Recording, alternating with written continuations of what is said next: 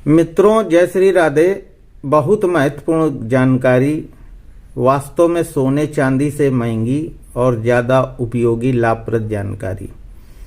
आसो, अरिष्ट, काढ़ा, क्वाथ, प्रवाही में क्या फ़र्क है, ये समझना। आज के भागदौड़ की ज़िंदगी में लोग अक्सर बीमार होते हैं। उन्हें जड़ी बूटियों के बारे में इतनी जानकारी तो होनी ही चाहिए कि वो उसको समझ सकें और उपयोग कर सकें। देखिए, प्राचीन काल में रोगी को ताज़ी जड़ी बूटियां दी जाती थीं, रोग का निवारण होता था। लेकिन इसमें एक समस्या थी कि जब वो जड़ी बूटियां मौसम के हिसाब से उपलब्ध नहीं होती थीं। बहुत से ऐसी वनस्पति फल जड़ी बूटियां हैं जो किसी मौसम में होती हैं, बारहमासी नहीं होती हैं और किसी मौसम में नहीं होती हैं। तो क्या किया जाए?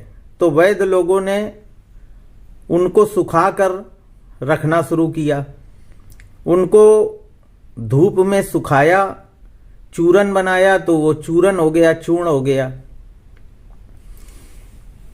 अब उस चूरन को शहद में, गुड़ में सीधे भी ले लेने की विधा बताई गई, प्रयोग किए गए अलग अलग रोगों में।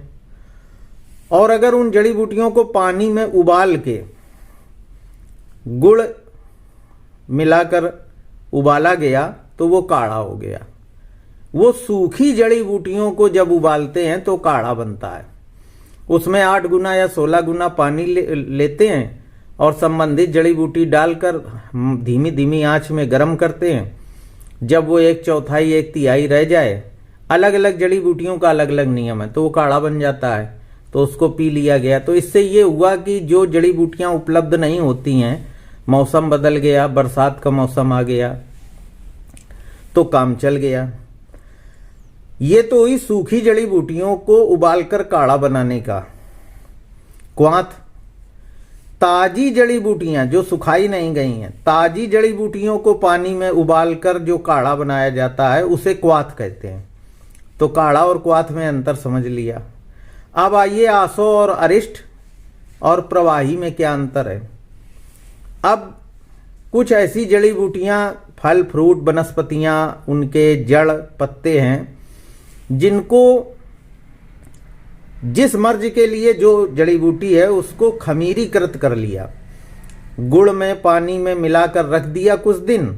संबंधित जड़ी बूटियों के अलग अलग प्रयोग हैं और वो जब खमीरीकृत हो गए, किण्वित हो गए, तो उसका एक समय है कि इतने दिन रखना। उसके बाद उसको पानी में गर्म करके उपकरण द्वारा, परख नली द्वारा, अलग अलग तरह के देसी और आधुनिक उपकरण हैं, उनसे उसको आस्वित करते हैं।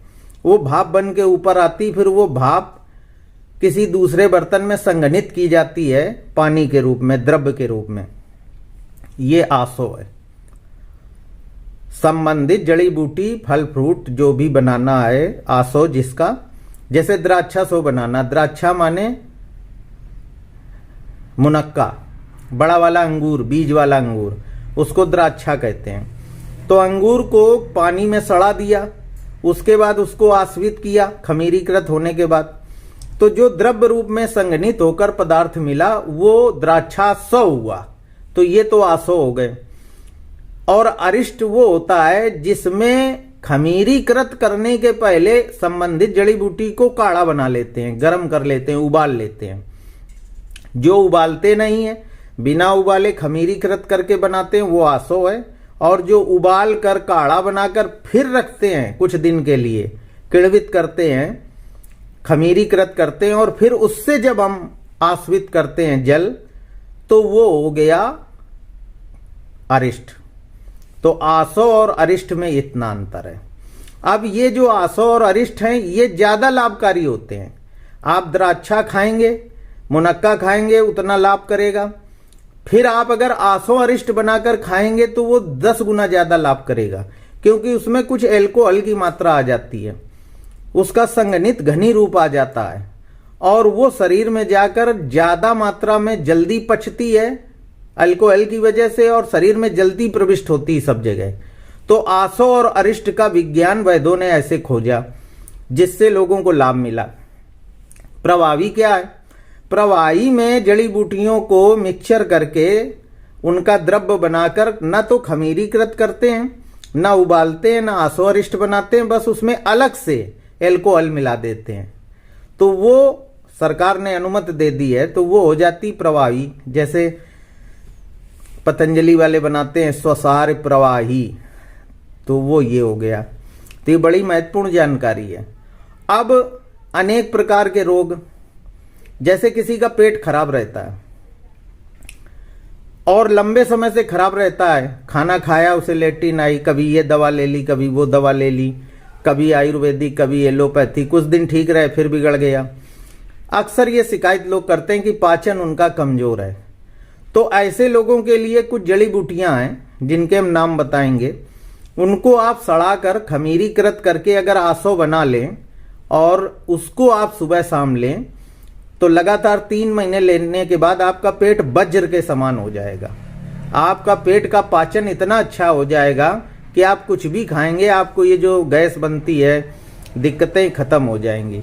इसी प्रकार डायबिटीज की, सांस की, अस्थमा की, ताकत की, दिमाग की, पेट की, तमाम बीमारियों के लिए आसो और अरिष्ट घर में आप बना सकते हैं। संबंधित जड़ी बूटियों को लेकर कितने दिन रखना है, कैसे बनाना, क्या प्रयोग है, इसके लिए आपको संपर्क करना होगा, क्योंकि वीडियो बहुत लंबा हो जाएगा।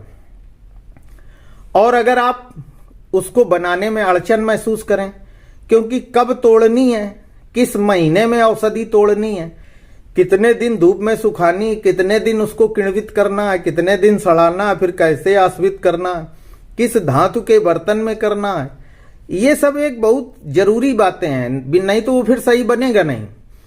तो आप बना बनाया भी ले सकते हैं, सीख भी सकते हैं। संपर्क करें कौशल कुटिया। हमारा मोबाइल नंबर 790-790-575-1946 790-575-1946। आप पहले से व्हाट्सएप पर समय ले लें, सीखना चाहें निःशुल्क सिखा देंगे। और अगर आपको समय नहीं है तो आप पेट की या किसी अन्य चीज की बीमारी के बारे में अगर कोई आसो अरिष्ट चाहते हैं तो हम बनाकर उपलब्ध करा देंगे, आपके पते पर भेज देंगे, संपर्क कर सकते हैं। और ये सब अनुभूत प्रयोग हैं, हजारों वर्षों के अनुसंधान है ऋषियों के, वैद्यों के। 100% लाभ मिलता है। जो लाभ आपको दूसरी